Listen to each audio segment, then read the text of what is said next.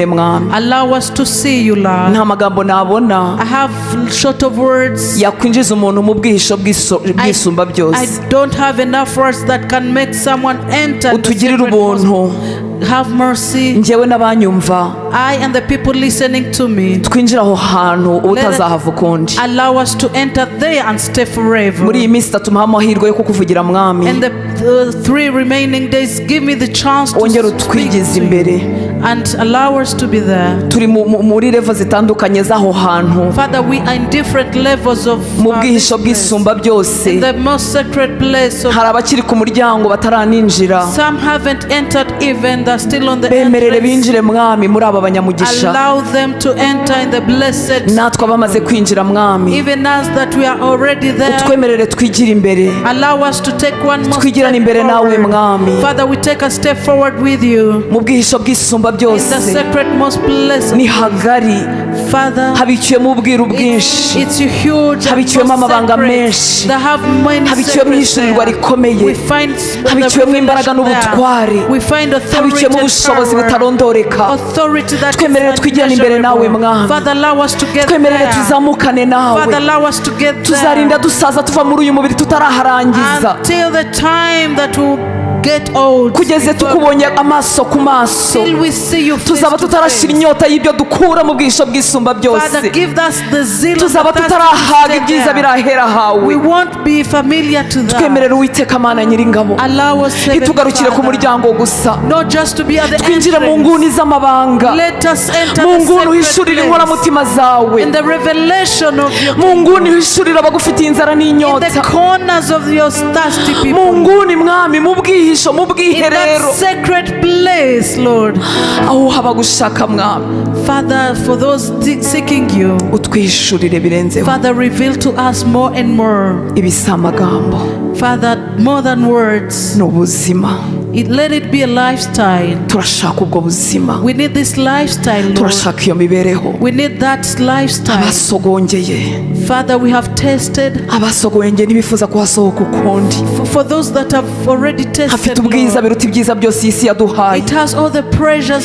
Hafite ubwiza buruta ibindi byiza turimo twifuza hano ku isi. It is more precious than all the treasures. Hafite uburyohe buruta gutunga iby'isi byose. It's so sweeter than the world. Twinjizeyo Mwami birenze. Father, allow us to enter there. Urakoze Mwami mwiza. Thank you, Jesus. Tuguhaye icyubahiro. We glorify you. Uri gushimwa. You deserve the praise. Ntawuhwanye nawe. None like you. Ntawuhwanye nawe. None like you. Icyubahiro cyose nikikugarukire. You deserve all the glory. Icyubahiro cyose nikikugarukire. You deserve all the glory. Urakoze kubwo kubaho kwawe hano hantu. Thank you for your presence. Urakoze kubwo kubaho kwawe hagati muri twe. Thank you for the presence that is in our midst. Urakoze Mwami w'abami. Thank you, Lord of Lords. Izina ryawe nirishyirwe hejuru. We glorify your name. Ijuru ridukingukire kurutaho. Let the heavens open on our behalf. Ntawageze aho uri ngo atahamara amazi. Father, none has gone out empty-handed. Reka abana bawe bakire indwara z'umutima. Let your children. Reka abana bawe bakire indwara z'agahinda. Let your children. Reka abana bawe bakire indwara z'umubiri. Let your children. Reka abana bawe bakire ibyaha.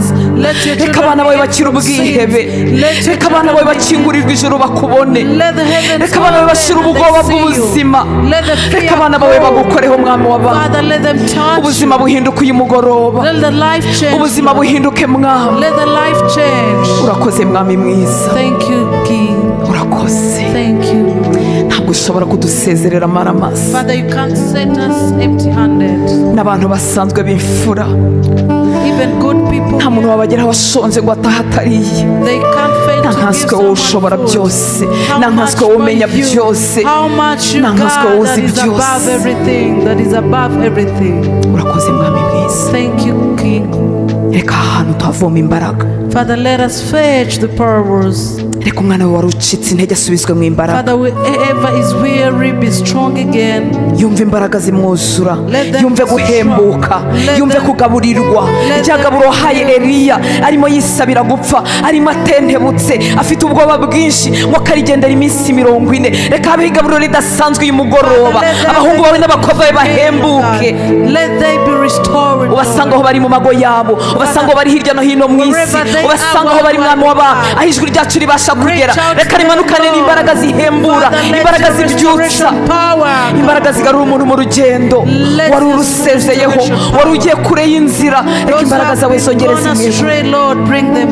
Ni wowe udukomeza, ni wowe uduhembura. Ubu buzima si kubw'imbaraga n'amaboko, ni kubw'umwuka wawe. Si ubw'abanyembaraga n'intwari ku rugamba, ni kubw'umwuka wawe. Umwuka wawe uduhindura abanyambaraga, ntidusitare, ntiducogore. Umwuka wawe utwegura, ntiwemere ko turambarara ngo duhere hasi. Umwuka wawe udushorera kuzageza mu masaziro tudashoboye. Urakoze mwami mwiza, urakoze kubwo kubaho kwawe. Cyubahiro nikikugarukire. Thank you Lord. Thank you Jesus. Thank you Jesus. Urakoze mwami. Hallelujah. Hallelujah. Hallelujah. Nubwo twasenga tukarekeraho, ariko reka tuvuga n'ijambo ry'Imana. Turasoma Zaburi ya 91. Let's share the Psalms 91. Ibyiza byose biyirimo bifite ibanga mu murongo wa mbere wenda n'uwa kabiri. Everything good that you find in this scripture has secrets from the verse 1 and 2. Nananiwe kugarukiriza aho ngaho, ndayisoma yose. I read the entire chapter. Ndayisoma yose kandi ntacyo bigutwara. I read it and ahubwo birakungura. Ndasoma kuva ku murongo wa mbere, ndakoresha Bibiliya yitwa ijambo ry'Imana. I'll read from the Holy Bible. Turagendana n'umuvandimwe.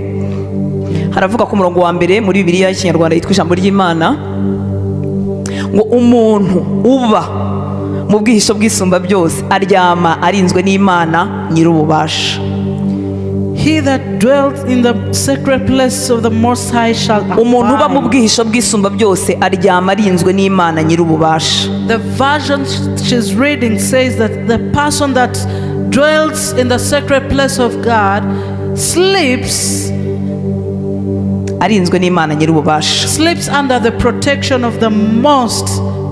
Nushaka usome mu mfite ntacyo bitwaye. Ku murongo wa kabiri, reka mbwira uhoraho nti uri ubuhungiro bwanjye, umbera nk'ikigo ntamenwa, ni wowe Imana yanjye nizera. Verse 2, I will say of the Lord, He is my refuge, my fortress, my God, in Him I will trust. Reka mbwira uhoraho nti uri ubuhungiro bwanjye, umbera nk'ikigo ntamenwa, ni wowe Imana yanjye nizera. I will say of the Lord, He is my refuge, my fortress, my God, in Him I will trust. Nawe bibikuriza hose byiza bitugeraho ibanga rihari mu murongo wa mbere n'umurongo wa gatatu.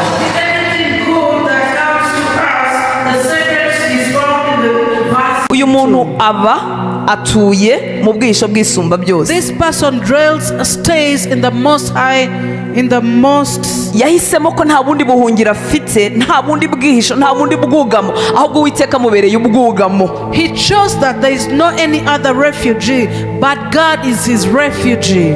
Bibiliya iyi ngiyi nsoma yabivuze neza ngo ni ikigo ntamenwa. Ikigo ntamenwa ni ikintu cyubatse mu buryo bukomeye kidashobora kumeneka, kidashobora gusatuka, kidashobora gusenyuka.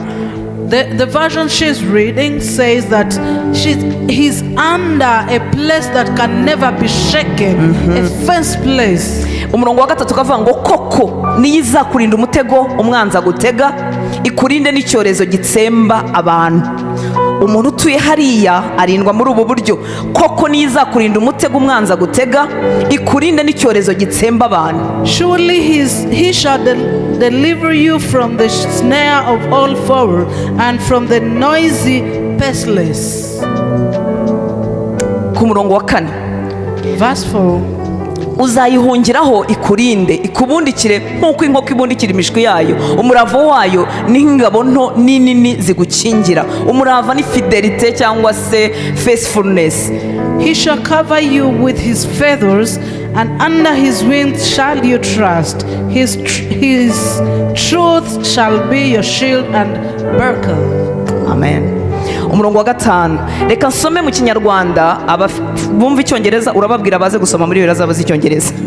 Okay, we're just going to use Kinyarwanda version, then you will read by yourself. yego urakoze. Haravuga ngo ku murongo wa 5, ntuzigera utinya igitera ubwoba cya nijoro, nta nubwo uzatinya imyambi bakurasa ku manywa. Ntuzigera utinya igitera ubwoba cya nijoro, nta nubwo uzatinya imyambi bakurasa ku manywa. Mwibuke ko ibi byose kugira ngo utabitinya nuko watuye, wagumenyeyo, uriyo.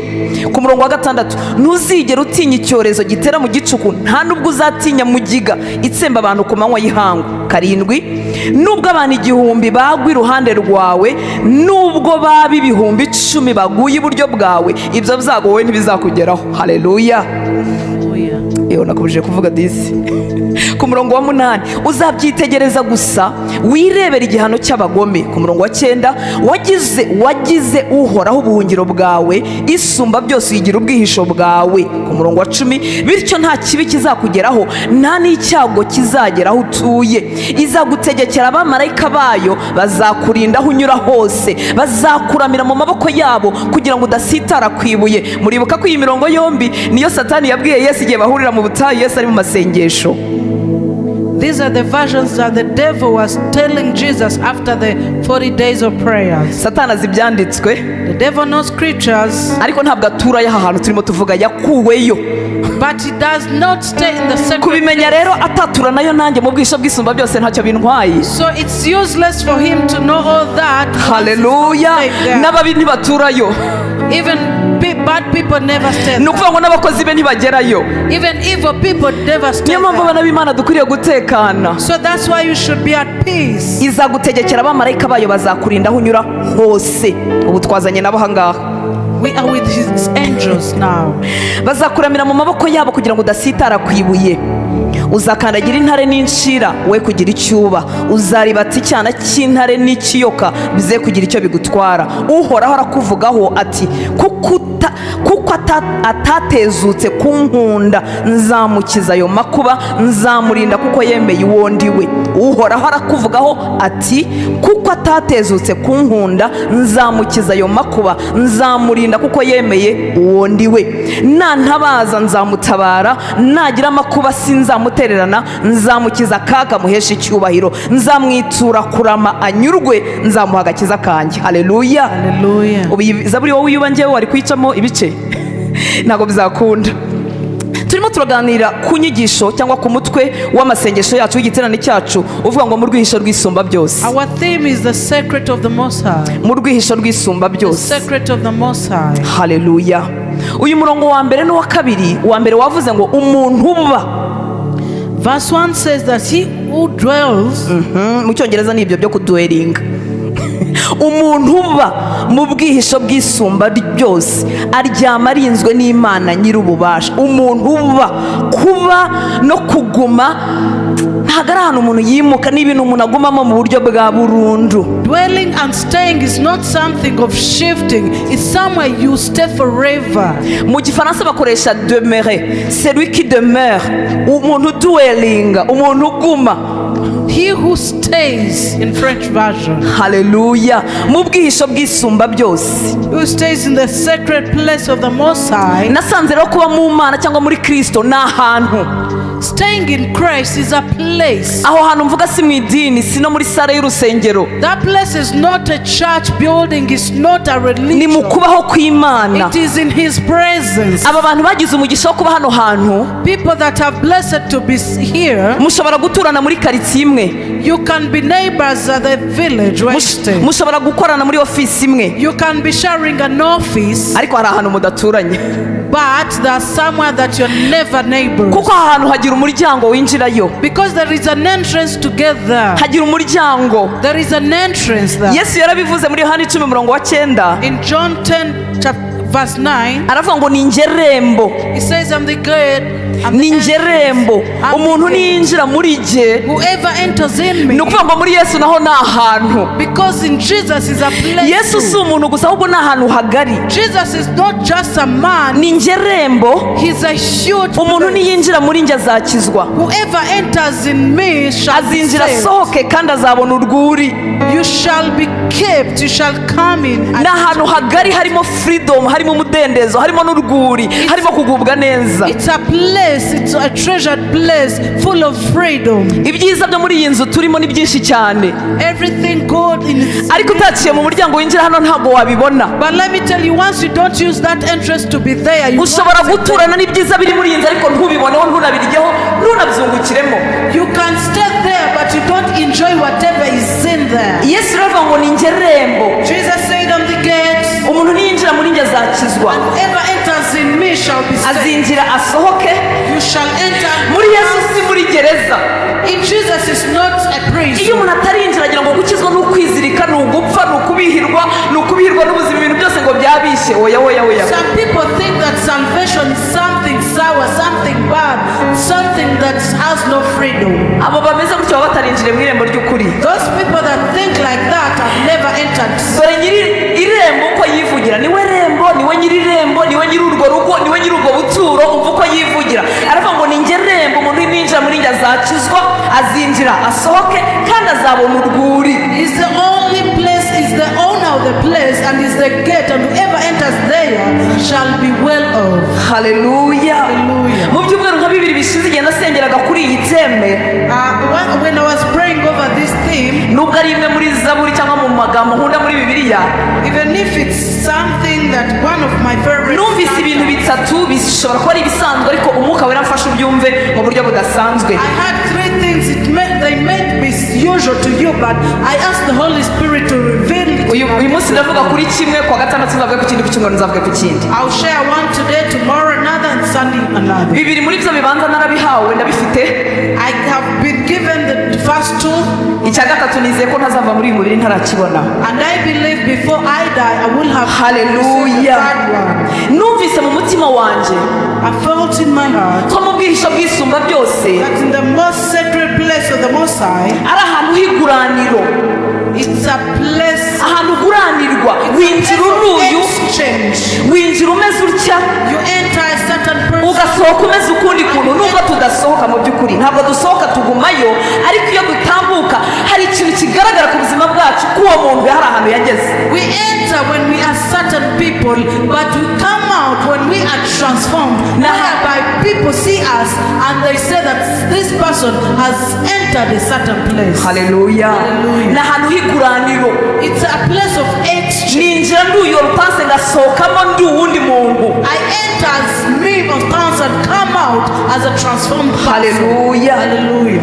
Step ya mbere cyangwa intambwe ya mbere nifuza kuvuga uyu munsi iroroshye ariko kandi iranakomeye cyane. Ihindura aho umuntu azaba mu buryo bw'iteka. The first step is strong. It may be usual, but it's so strong. It changes the life you will stay in forever. Mu buturo bw'isumba byose, In the Most High place, mu bwihisho bw'isumba byose, the sacred place of the Most High, ni ahantu hagari, it's a wide ni ahantu place. hanini. It's a wide place. Abarokore bo ku isi ntibaraharangiza, All believers have not. nta nubwo baramara y'ubwiza buriyo ngo tubusogongere bwose uko bungana. We have not even tasted the goodness. Niyo mpamvu tuvuga ngo hafite levels cyangwa se steps.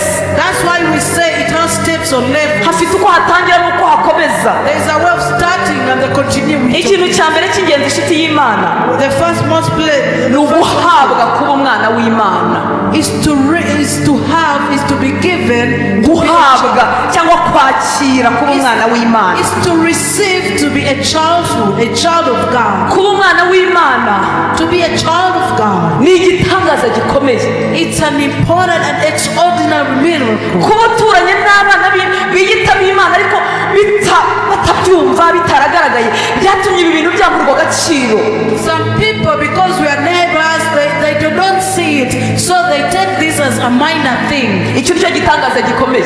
So this is the most important miracle. Abantu bose baba bafite inzozi zo kuzinjira ahantu runaka, kuzagera mu gihugu runaka, kuzajya ahantu runaka. Iyo ageze aho hantu ku muryango, cyangwa niba yararutaga kujya muri Amerika akagera kuri aeroport runaka, aba yumva ageze iyo ajya. People have dreams to get to different places. For example, if someone is dreaming to get to the US, once he enters there, they feel that they are content. They've already gotten where they wanted. Byiba ugeze ku muryango aho cyangwa kuri aeroport, uravuga uti bya byiza narose byibuza ubu noneho birashoboka. Even as you get to the airport, you say that now my dreams are coming to pass. Mu bwihisho bw'isumba byose, In the sacred place of the Most High. umuryango winjirayo, The entrance there, umuryango w'agaciro, it's a treasure. igikorwa gifite agaciro kuruta ibindi, It's an act that is ni more ukwakira kuba umwana w'Imana. so receiving to be a child of God. Iyi ni nature cyangwa ni nature iri tangible, ifatika.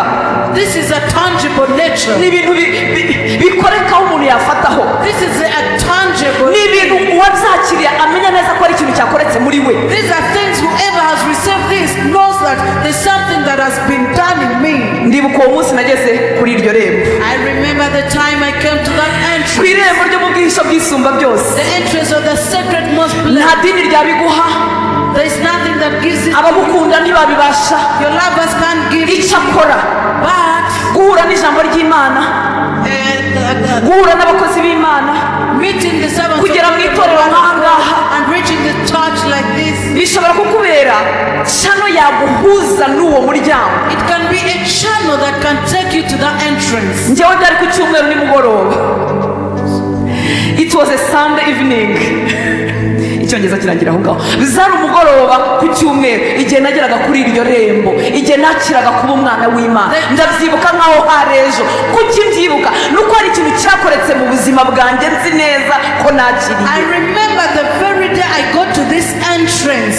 It was on Sunday, and the reasons that why I still remember this is because there's something I received. Ninje ndi umunyabyaha, I entered a sinner sohoka ndi umwana w'Imana. and came out as a child of God. Nari narigeze kumva ijambo ry'Imana. I had heard Nari nziho gakeya ku ndirimbo z'abarokore, some ariko ntizari zarigeze zinkoraho. but they had never changed. Ariko kuri uwo mugoroba But the evening, baririmbye indirimbo they sang a song, iza idasanzwe. and it came to me. Baririmba baravuga ngo nicyo wayihaye iyo Mana yawe. Abakobwa beza barapfuye urasigara, nicyo wayihaye iyo Mana They yawe. were singing, what did you give to God? The beautiful girls have passed, they've gone, but what did you Iyo give ndirimbo to irara mu mutima wanjye, ndarandibaza ariko niki nahaye Imana yawe. Imana uri kukiriho, Yesu uri imbere y'iki, mbega uburyo bw'umunyabyaha, mbega uburyo kandi kugeza uwo munsi numvaga ndi umuntu mwiza, mwiza cyane, Yesu nziza, numva nta kibazo nawe. And that song came to me, I was like, why still exist? Why am I like this? Even to that day, till that day, I thought it was beautiful, I thought I did something to sing. Ariko mvuye n'iryo rembo, ngeze kuri iryo rembo ry'ubwihisho bw'isumba byose. But when I entered that Ubuzima bwanjye entrance, that burahinduka. gate, my life changed. Mbona ubwiza bwa Kristo n'ububi bwanjye. And I got the presence of God and His Menya goodness, neza ko and I nkeneye saw my umukiza. evil. And I received Jesus. Menya ko nkeneye umukiza. And I recognized that Ndapfukama ndasenga mu cyumba cyanjye. I realized that I needed the Nakira imbabazi Savior. z'Imana. I knelt Nta muntu wari uhari ngo down to anyatuze receive the agakiza. mercy of God. Sinari nzi nuko babigenza. I didn't know how Ariko to nabwiye go Imana ngo with it. Mana But mbabarira. I surrendered. Nayoboye ubuzima bwanjye imyaka yose. I surrendered my Nabikoze life uko to you. nshaka. I told Aho you ni my ku irembo life. ryo mu bwihisho bwisumba byose. That's the gate Uwo ni wo of the muryango. secret. Iryo ni ryo tangiriro. Ababisogongeho bose barabizi ko hari ikintu That's cyakoretse the mu buzima bwawe. beginning. I invite you this evening. Ndimo ndaguhamagara. Niba warageze mu idini ukurikiye abandi, niba waratangiriye muri korari, niba waraje ukurikiye umushumba, niba waraje uri umwana wanjye cyangwa uri umuvandimwe wanjye ukankurikira, niba warakurikiye abandi bakora nk'ibyo nkora, uri inshuti yabo gusa, ndakubwira ko iryo rembo rihari kandi ko umuntu aryinjiramo akamenya ko hari ikintu cyakoretse. I want to assure you that there is that entrance. Maybe you came following me. Maybe you came following preachers. Maybe you came following someone else. But I want to assure you that they won't make you reach there.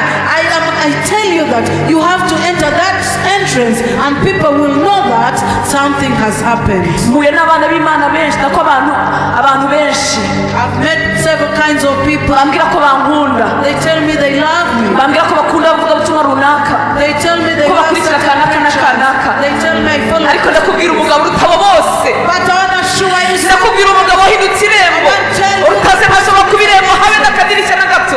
hallelujah. Uwo mugabo uhinduka irembo, iyo yageze mu buzima bwawe uramenya neza ko hari ikintu cyakoretse. That person who comes to be an entrance, once he enters your life, you realize that there's something that has been done. Niba ibyo bihe wumva bitaraba ku buzima bwawe, If you think those moments have never happened to you, iki ni cyo gihe cyawe inshuti y'Imana. this is your time, my friend. Navuze ngo ni nature ifatika, ni ibintu bifatika, ni ibintu umenya neza ko byakubayeho. The tangible things that you realize that have happened to you.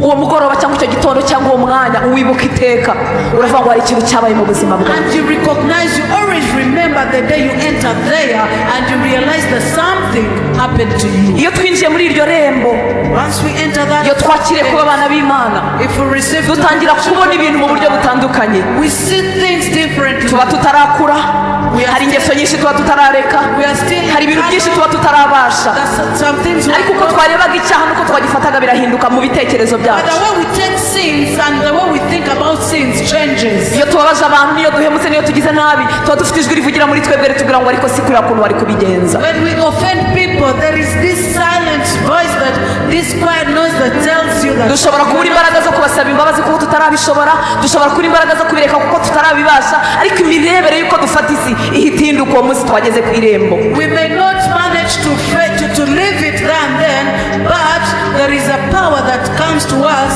and tells us that we have changed, we have entered this gate. Ikintu kiniryohera kurusha ibindi, one thing that is so sweet nuko ku isi yose, that all over the world, Imana ifite abahungu n'abakobwa binjiye muri iryo rembo. God has sons and daughters. Ntugakangwe n'ibyaha n'ibyago n'amakuba biri ku isi. Never be true. Ntukajye uvuga ngo abantu baraboma, abantu barakonje, abantu bavuye mu gakiza. Never say that. Imana ifite abahungu n'abakobwa mu ndimi zose zo ku isi no mu moko yose yo ku isi. God has daughters and sons in different worlds. Hari abantu ibihumbi n'ibihumbagiza, hari amamiliyoni y'abantu bageze muri iri rembo, bazi neza umunsi bakiriye kuba abana b'Imana. Thousands and millions of people have entered this gate and they remember the day they received to be children of God. Igituma Kristo atinze kugaruka, the reasons as to why Christ is not kugira ngo muri uru rwuri rwe hajemo n'abandi benshi. Because in his ni ukugira ngo muri uru rwuri rwe hazemo n'abandi benshi. It's because in his house he still afite intama nyinshi zikiri hanze, he still has flocks akeneye ko nazo ziza muri uru rwuri. He needs all the sheep to come there. Ni wowe nanjye yakoresha. It's you and me that we need to. Twemeye kutagarukira ku irembo. We don't need to stay on the gate. Ku irembo ni heza, on the gate is, ku muryango ni heza, the entrance is fine, ariko wibuke ko ibyiza byose biba muri ubwo buturo biri imbere gato. But remember, all the good things are inside. Bibiliya yuzuye abagore n'abagabo bagiye bagira amahirwe yo kwinjira muri ubwo buzima, kwakira ubwo we see buzima. women and men that have had the privilege to enter there. Umugabo witwa Zakayo, a man called Zacchaeus, yageze kuri iryo rembo, entered the gate. yarazamutse yurira igiti afite amatsiko yo kureba Kristo. He was so curious to see Jesus. Guhura na Yesu ni mwene biriya byabaye kuri Zakayo, mwene biriya bintu kuri ariko kugera ku irembo. Meeting Jesus is the same thing that Zacchaeus did. Yesu yaramubwiye ngo nawe agakiza uyu munsi karataha iwawe. Jesus told him, even you today salvation. Zakayo manuka kuko uyu munsi ndarari iwawe. Calm down Zacchaeus, because I'm sleeping in your home. Zakayo yageze kuri iryo rembo. Zacchaeus entered there. Agera ku irembo abantu hanze bakimuseka. And people were laughing at him. Agera ku irembo bakimwita umujura n'umunyazi. Still calling him a thief. Agera ku irembo bakivuga ngo ni gute Yesu yarara ku munyabyaha. And they're like, how come Jesus? Nicyo cyamuzanye uyu mwami w'abami. That's what brought him. Yazanywe n'ababi. Jesus came for evil people. Nicyo cyamuzanye. That's what brought him here. Yarivuze ngo umuvuzi cyangwa umuganga. He made himself to be. Ntabwo akenera abantu bazima. He said that akenera abarwayi. Doctors need abantu bashobora kuba barashyize akadomo ku buzima bwawe. People may have put a full stop on you. Abantu bashobora kuba batabizi ariko uzi neza utagera kuri iryo rembo. Ushobora kuririmba, ushobora kuvuga ubutumwa, ushobora kuririmba ubuzima, ukabizi neza kwicara kuri Zakayo nawe ku buzima bwawe. Nawe yakuziye. You know very well that you're already at the gate, but you have not entered in that place. And something that happened to Zacchaeus hasn't happened to you. But let me tell you, Jesus has come for you. Hallelujah. Icyiza cyo kugera kuri iryo rembo ryo mu bwihisho bw'isumba byose, nta muntu ugusaba kwihana. Ntabwo Yesu yigeze abwira Zakayo ngo subiza ibyo abandi wa mujura we, dore uri mubi, dore waribye. Oya, pfa kugera kuri iryo rembo no guhura na nyiri rembo no guhura na Kristo, ubona ubwiza bugahita ubona ububi bwawe kuva ukwiriye kwihana. And the condemnation is normal. Once you get there and you enter in that place, you're not condemned. Your sins are never seen or revealed to anyone there. You're not asked to repent. Niba ukirwana no guhisha ibyuba mu nshuti yanjye, if you're still fighting with niba ukirwana no guhisha abantu, if you're still hiding from people, uracyarwana no kubahisha ngo batabimenya, you're hiding that they may not, uracyarwana no guhisha musengana nabo muturanye n'umugabo wawe n'umugore wawe You're hiding your fellow members in church. ufite inkuru nziza uyu mugoroba Let me tell you.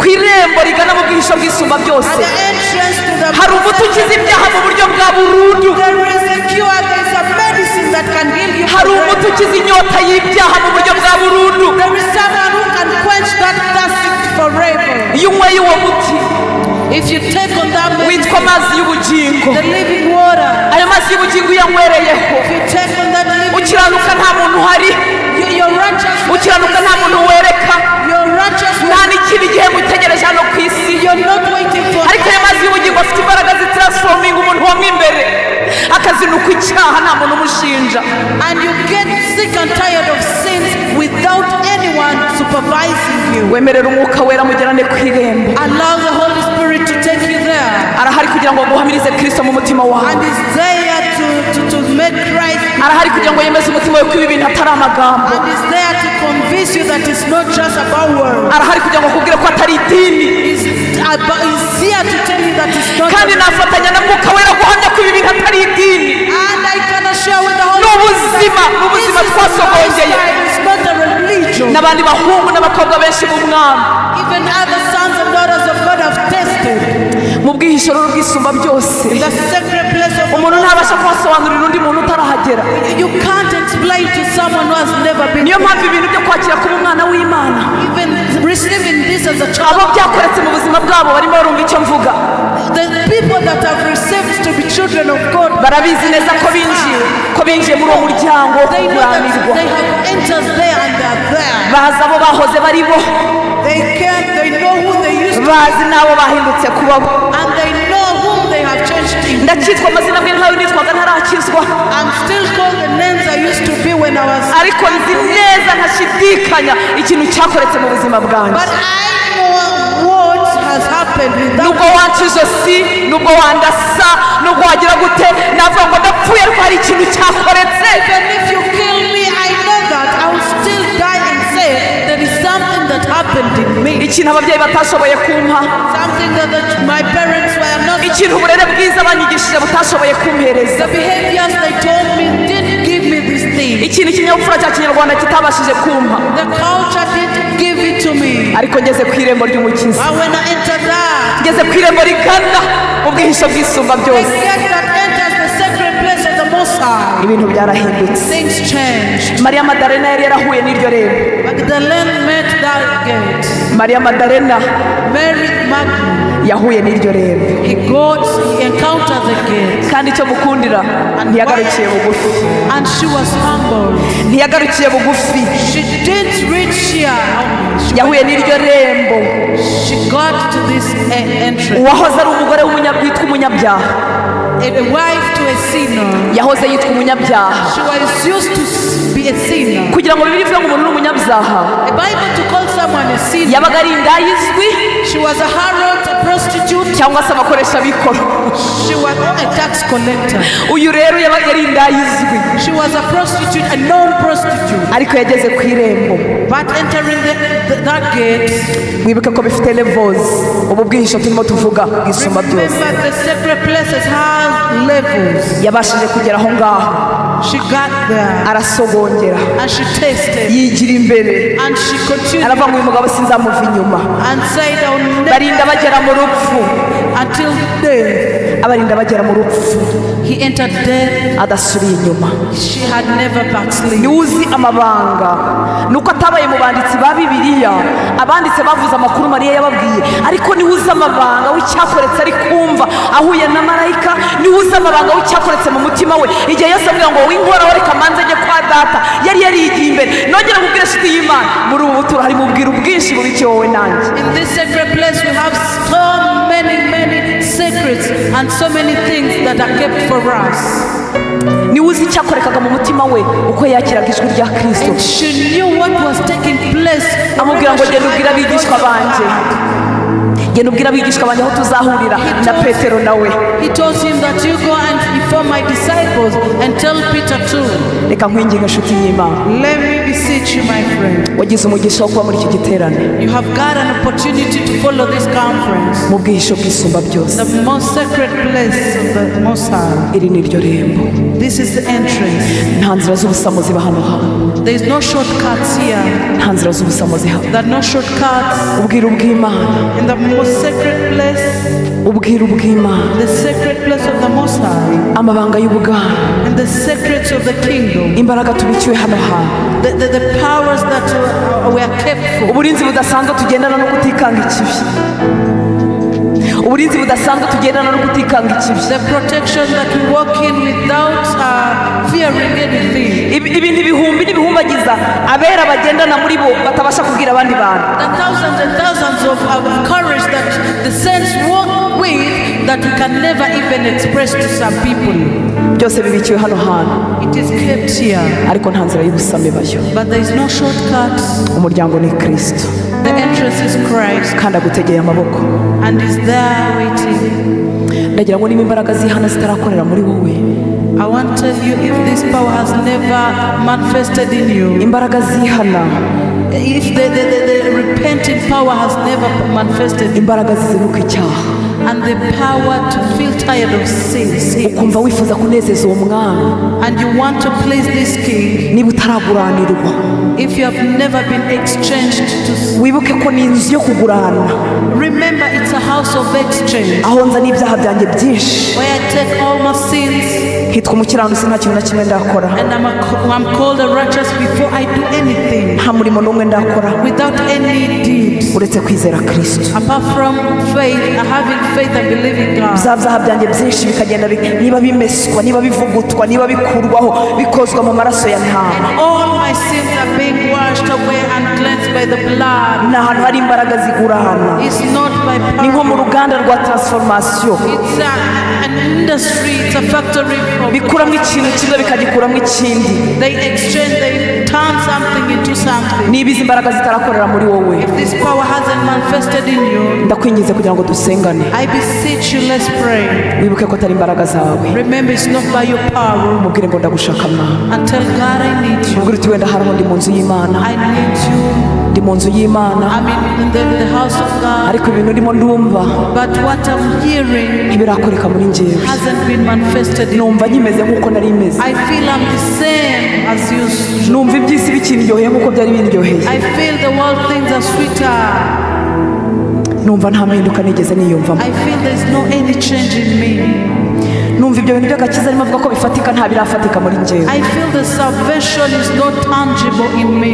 Ujye kubwira umwami ko ubishaka uyu mugoroba. Imwe When you're not able bavuga ibyo gusenga iminsi no kwiriza ukumva si ibyawe. when they tell you to fast, it's not yours. Wumva utazi n'ibyo abantu bavuga amasaha n'amasaha. And you feel like Wumva utazi ibyo abikingirana bikingiranamo. you don't feel anything. Wumva utazi ukuntu umuntu yakwigwa mu ibintu by'isi kandi bifite inyungu, bifite n'amafaranga. Wumva urwo ruri butaruzi. Iyo wibwije ukuri wavuye mu itsinda ry'abarokore, iyo wibwije ukuri. You don't understand foregoing sins. Ngwino tuzamukane muri iki cyumba cy'iguraniro. Let us enter this room of exchange. Ni umunyembabazi. He's a merciful God. Uyu mugabo ni umunyembabazi. This man is a merciful one. Uwanyemeye. The one who allowed me and accepted me. Uwanyemeye. The one who accepted me. Uwampinduye. The one who has transformed me. Uwantabaye ukabyara. The one who has come on my rescue. Nawe yagutabara. He can do the same to you. Pawulo arivuga akavuga ngo mu munyabyaha ni njye w'imbere. Paul said, I'm a chief of sinners. Nanjye navuga nk'uko. I can say the same, Lord. Niba ashobora kunkiza. If he changed me. Niba ashobora gukiza abandi bantu ibihumbi bakoze ibirenze ibyo nakoze. If he healed all people that did more than Afite what imbaraga zikiza ibyaha abantu bita bito, afite imbaraga zikiza ibyaha bita bikomeye. Icyo si cyo kibazo. Arashaka umutima wawe. He has the power to heal the bigger and smaller sins, but that's not what he wants. He needs your heart. Arimo araguhamagara ngo mwinjirane mu bwihisho He's bw'isumba calling you byose. to enter that place. Ni mu rugo rwa se. His father's house. Ntabwo ari mu ijuru aho tuzaba. It's not the heaven. Mu rwihisho rw'isumba byose. The sacred place. Hari abahungu n'abakobwa b'amiliyoni batuyeyo kandi bagituye ino. Millions and millions of people who stay there, yet they are visiting. Hari abantu basanzwe bambaye kimwe natwe batuyeyo. They are here putting on the same. Baracyagenda mu muhanda, baracyari mu mirimo isanzwe, ariko batuyeyo. They work as we do, but they dwell there. ubugingo bwabo bwahishe mu bwa Kristo mu Mana. The life, their soul is there hidden in Christ. batuye ku isi ariko si abaturage b'isi. They live here but they're not citizens of the world. isi ishobora kubabarura ikabandika mu bitabo byabo muri za sensa zitandukanye, ikababarura bakandikwa mu turere, ariko bafite ahandi hantu banditswe mu ijuru. Haleluya. banditswe mu bitabo byo mu ijuru. ibyo bituma tudahinduka abaturage bo mu isi. bituma ibyemezo bidufatirwa bitagarukira inaha ngaha. abaturage b'inaha ngaha ibyemezo bifatirwa bigarukira inaha kuko banditse mu bitabo by'inaha, ariko abo bana b'Imana isumba byose bafite ibindi bitabo banditsemo. niyo mpamvu ibigendanye n'ubuzima bwabo n'umugisha wabo no kurindwa kwabo bigenwa n'ijuru kuko banditseyo. And everything concerning their life, concerning blessings, is being granted by heavens because they're registered there. reka uyu mugoroba ukubere nk'uko uwo mugoroba wambereye. Let this evening be the same as the same evening that happened to me. mu myaka 22 ishize. 21 years ago. Imana niyo kwizerwa. God has been faithful. Imana ni urukundo. God of love. agutegeye amaboko. He's waiting for you. ntabwo akeneye ripoti y'ibyaha byawe. He doesn't need your report of sins. abizi byose. He knows everything. nubwo abizi byose agufitiye imbabazi. As he knows everything, he's still merciful. ni umugizi wa neza. He's a good God. mubwire ngo ndagushaka mwa. Tell him, I need you, Lord. ndagushaka mwa. I need you, Lord. ndagushaka uyu mugoroba. I need you this evening. ndifuza gukorana nawe isezerano. I need to make an agreement with you. nizeye ko wapfuye ukazuka ku bwanjye. I know that you died and rose on my behalf. ndaje nk'uko ndi.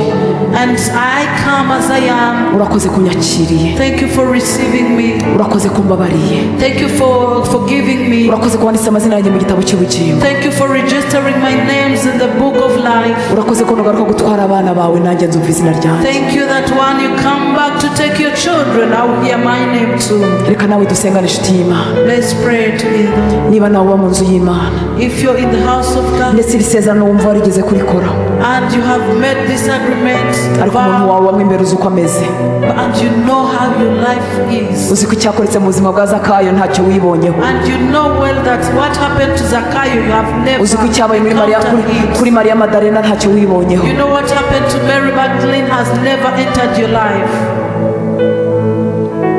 biroroshye. It's so easy. ni umunyembabazi. He's a merciful. mugarukaho utitaye ku matitiro ufite n'imirimo ukoze n'ibyo abantu bazi n'ibyo bavuga. He doesn't care about your titles and everything that you've done and whatever people speak about you. umubwire ngo ndashaka ubwo buzima. Tell him, I need that life. ndashaka iyo mibereho. I need that lifestyle. ndagushaka ufatika mu buzima bwawe. And I need you to be tangible in my ndashaka life. kwinjira muri iryo rembo I want to enter that gate ry'ubwihisho bw'isumba in the byose. sacred place of the Most High. ndifuza kwinjira ninjiye I want to enter forever. muri bya bindi biguranwa kuri iryo rembo. What you exchange in this ubushake place, bwawe Hortense bwiga gushyirwa hasi Father, let my will be down. kuri iryo rembo mu biguranwa. Father, what you exchange there, ubushake bwanjye butangirwa gushyirwa hasi, my will starts to be down. kuko tuba tumaze imyaka twigenga, dukora ibyo dushaka tukajya aho dushaka, We have taken- tukanga uwo dushaka tugakunda uwo dushaka. We have taken years leading ourselves muri exchange ikomeye ikorerwa ku irembo, So there is that exchange. imbaraga zo muri ubwo bwami zitangira gutoza Hortense gushyira hasi ubushake bwe, And the power in that gate starts to change me. kuko Kristo si umukiza gusa ahubwo ni umwami. Because Christ is not just a savior, but he's a Lord. muri iryo rembo ubushake bwa Hortense bwiga gupfukama, And that at the entrance, my will knows how to kneel. bwiga gupfukama, I study how to kneel. gatangira gukora ibyo data ashaka ntabikunze bitanryoheye, And I start to do what the Lord loves, not Ariko just kuko yambereye because umwami. I enjoy it, but because he's my Lord. humura niwigira imbere gatoya bizakuryohera. And once you take another step forward, it will be sweeter. data tuguhaye icyubahiro uyu We give mugoroba. you glory this evening. urakoze kutwinjirana muri iki cyumba cyo hejuru, Thank you for making us enter in the sacred muri ubu place. bwihisho bw'isumba In byose. this sacred place of the Most High. erega ni twebwe bibikiwe, Father, it's kept for erega us. ibi si iby'undi muntu, It's not for any other. ibi ni ibyacu, It is ours. ni ibyacu. It is hours. urakoze kubwo abahungu bawe n'abakobwa bawe Thank you for your sons and daughters. ukinguriye uru rugi Thank you for opening the ukinguriye door. umuryango Opening the door. urakoze ko umunsi ku wundi tuzagenda twigira imbere Thank you for another day we'll be taking other steps. urakoze ko imyaka yose dusigaje mwami Thank you for every days that we left with. tuzagenda tudiscovering ubwiru tubikiweyo We will be discovering the secrets that are kept there. urakoze kubw'urukundo rwawe rwinshi Thank you for the most precious love of yours. umugisha abana bawe bafashe umwanya wo kuba mu ijambo ryawe Bless everyone that was tuned in. umugisha abana bawe babisangiza abandi Bless everyone that is going to share this. umugisha abakozi bawe bategura ibihe byiza nk'ibi ngibi Bless your servant that has organized this. umugisha batuma bigera kuri benshi Bless everyone that will listen this. turagutegereje mwami And we are waiting for you. turagutegereje We are waiting for you. turagutegereje We are waiting for you. urakoze ko muri iki cyumba Thank you in this place. urakoze ko muri ubu bwihisho bw'isoko Thank you byose for in the sacred place of the Most High. hari ibyo kurya bitunga umuntu imyaka yose asigaje ku isi There's something that sustains our years, the remaining years. urakoze ko tutazagwa isari mu rugendo Thank you that we are not going to go weary. urakoze ko imigezi y'amazi y'ubugingo izakomeza gutemba iva muri Thank you for twebwe the living water that will flow from us. kuko twageze mu bwihisho buvomerewe Because we have entered the sacred places that flows. urakoze mwami wanjye Thank you, my Lord. uhaye icyubahiro I give you mu glory izina rya yesu in the name of Jesus. amen Amen. imana ibaha umugisha murakoze God bless you so much. Thank you.